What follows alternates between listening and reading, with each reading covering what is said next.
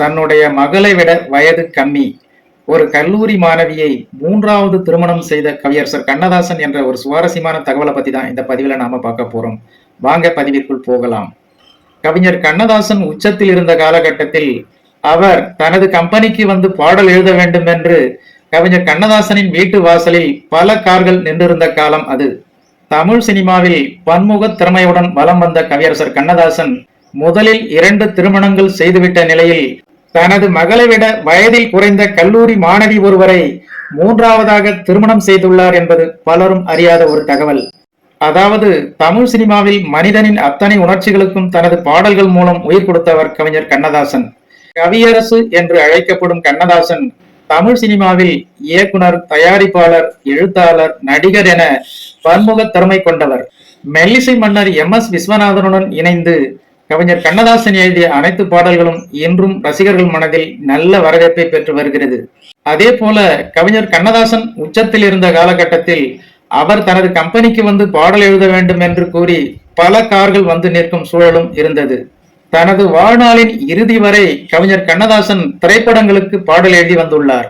தனிப்பட்ட வாழ்க்கை பொறுத்தவரை 1950ஆம் ஆண்டு பொன்னழகி, பார்வதி என இருவரையும் திருமணம் செய்து கொண்ட கவிஞர் கண்ணதாசன் 14 குழந்தைகளுக்கு தந்தையானார். இந்த நிலையில் அவர் எழுதிய ஒரு கவிதையை படித்த ஒரு கல்லூரி மாணவி ஒருவர், இந்த கவிதையில் நீங்கள் பெண்களை இழிவாக பேசியுள்ளீர்கள், இது தவறு என்று கவிஞர் கண்ணதாசனுக்கு கடிதம் எழுதியுள்ளார். இந்த கடிதத்தை பார்த்த கவிஞர் கண்ணதாசன், இதில் அவர் பெயர் வள்ளியம்மை என்று இருக்க நீங்கள் செட்டியார் வீட்டு பெண் என்று நினைக்கிறேன் என்று பதில் கடிதம் எழுதியுள்ளார். என்னை பற்றி பேச வேண்டாம், நீங்கள் பெண்களை இழிவாக நினைத்து கவிதைகளை எழுதுவதை நிறுத்திக் கொள்ளுங்கள் என்று கூறியுள்ளார் வள்ளியம்மை. வள்ளியம்மையின் தமிழ் புலமையை பார்த்து வியந்த கவிஞர் கண்ணதாசன் அவரை சந்திக்க கல்லூரிக்கே சென்றுள்ளார். அந்த கல்லூரியில் வள்ளியம்மையை பார்த்த கவிஞர் கண்ணதாசன் அவரின் தமிழ் புலமையை பார்த்து வியந்து, நீங்கள் என் வாழ்க்கை துணைவியாக வந்தால் சரியாக இருக்கும் என்று சொல்ல, நான் உங்கள் பொண்ணு மாதிரி என்று வள்ளியம்மை சொல்ல, அப்படியெல்லாம் சொல்லாதம்மா, என்னுடன் சேர்ந்து உங்கள் தமிழ் புலமை செயல்படும் என்று நினைக்கிறேன் என்று கவிஞர் கண்ணதாசன் கூறியிருக்கிறார். அதன் பிறகு நீண்ட போராட்டத்திற்கு பிறகு கவிஞர் கண்ணதாசன் வள்ளியம்மையை திருமணம் செய்து கொண்டுள்ளார். திருமணம் நடக்கும்போது கவிஞர் கண்ணதாசனுக்கு வயது 48, வள்ளியம்மைக்கு வயது 24.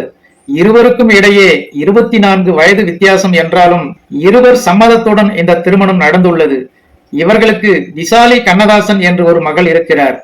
இந்த தகவலை விசாலி கண்ணதாசனே ஒரு மேடையில் கூறியுள்ளார் என்பது குறிப்பிடத்தக்கது.